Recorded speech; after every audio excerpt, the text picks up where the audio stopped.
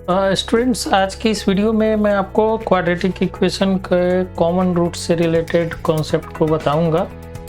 तो चलिए शुरू करते हैं आज का ये वीडियो। हम लोग जानते हैं कि क्वाड्रेटिक इक्वेशन जो होते हैं वो होते हैं, उसका जो फॉर्म होता है वो होता है ax square plus B X plus C equal to 0, और जिसमें कि a 0 के बराबर नहीं होना चाहिए।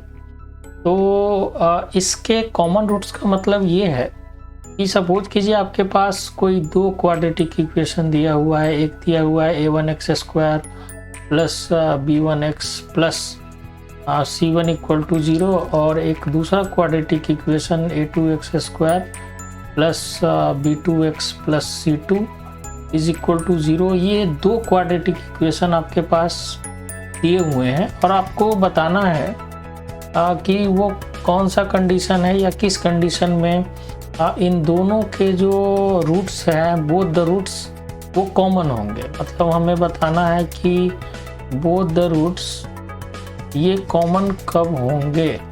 तो इसके लिए जो कंडीशन है, इम्पोर्टेंट जो कंडीशन है वो ये है कि इनका जो कोफिशिएंट है, दोनों इक्वेशन में जो वेरिएबल है और कांस्टेंट है, उनके जो कोफिशिएंट है वो रिस्पेक्टिव प्रोपोर्शन में होने चाहिए। इसका मतलब ये हुआ कि आपको a1 by a2 is equal to b1 by b2 और is equal to c1 by c2 आपको करना पड़ेगा।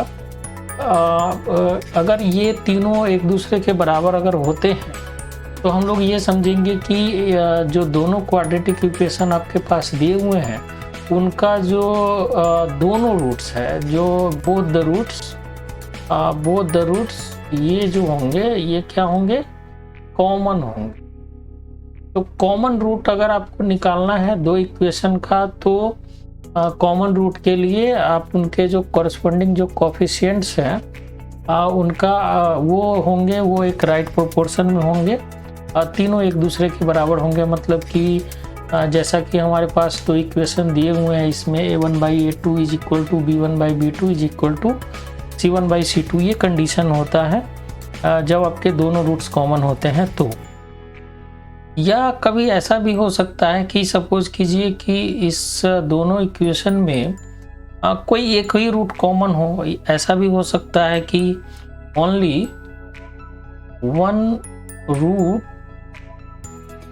इज कॉमन, ऐसा भी हो सकता है। तो अगर एक ही रूट अगर कॉमन हो तो उसके लिए क्या कंडीशन हो सकता है, तो उसके लिए जो कंडीशन है दोस्तों आप इसे ध्यान में रखिए, मैं आपको बताने जा रहा हूँ।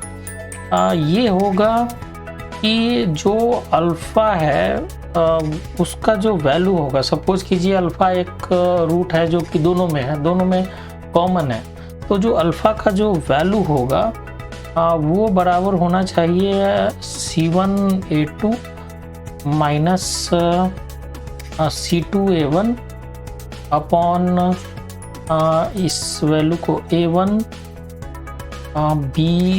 b2 माइनस a2 b1, और साथ में ये वैल्यू जो होना चाहिए, अब चूँकि दोनों में एक ही रूट अल्फ़ा कॉमन है, तो सेकंड वाले में भी इस कंडीशन को हमें लगाना पड़ेगा। तो जो सेकंड वाला कंडीशन इसमें ये हो सकता है कि b1 c2 माइनस ये हो सकता है b2 c1, और अपॉन में इस c1 a2 minus a1 c2, ये कंडीशन आपको लगाना है जब आपको बताना हो कि केवल एक ही रूट अगर कॉमन है। तो इसका मतलब ये हुआ कि अगर आप इस वैल्यू को इस इक्वेशन में अगर फर्स्ट वाले में पुट अगर करेंगे तो वहाँ से आपको x का जो वैल्यू होगा, मतलब जो कंडीशन हम लोग निकालेंगे वो आपको पता लग जाएगा कि वो कंडीशन क्या है। तो सपोज कीजिए कि अगर मैं इस वैल्यू को, ये जो पर्टिकुलर वैल्यू हम लोग के पास आया है, अगर इस वैल्यू को मैं इस इक्वेशन में अगर पुट करूँ तो क्या हो सकता है। तो इसमें ऐसा हो सकता है कि ये जो वैल्यू है a1 और यहाँ पे x का जो वैल्यू सपोज कीजिए मैंने ये ले लिया c1 a2, ये जो वैल्यू हमारे पास दिया हुआ है C1 A2 minus C2 A1, और ये अपॉन में ये हो गया हमारा A1 B2 minus A2 B1। ये मैंने पुट कर दिया x के बदले में।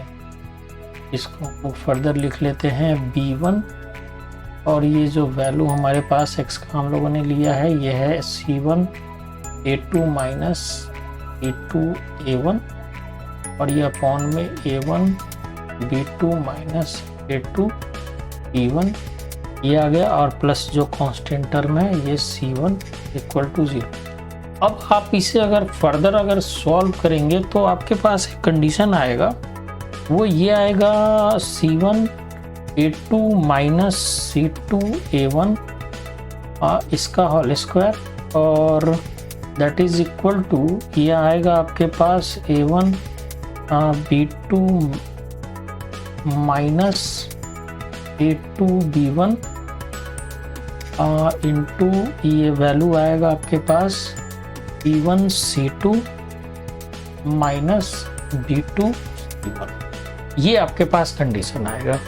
तो अगर आपके पास कोई एक ही रूट कॉमन है तो आप इस कंडीशन को भी डायरेक्ट आप उसमें लगा सकते हैं, और वहाँ से आप वैल्यू भी निकाल सकते हैं जब कभी आपके पास कोई एक पर्टिकुलर वैल्यू अगर आपसे पूछा जाए तो ये कॉमन रूट के कॉन्सेप्ट है। जब दोनों रूट कॉमन होंगे तो हमें कौन सा कंडीशन लगाना है, और केवल एक ही रूट अगर कॉमन हो तो आपको कौन सा कंडीशन लगाना है। तो इस कॉन्सेप्ट का यूज करके आप कॉम्पिटिटिव एग्जाम में बहुत सारे क्वेश्चन आजकल आते हैं, इससे रिलेटेड आप इजीली सॉल्व कर सकते हैं कॉमन रूट्स के क्वेश्चन।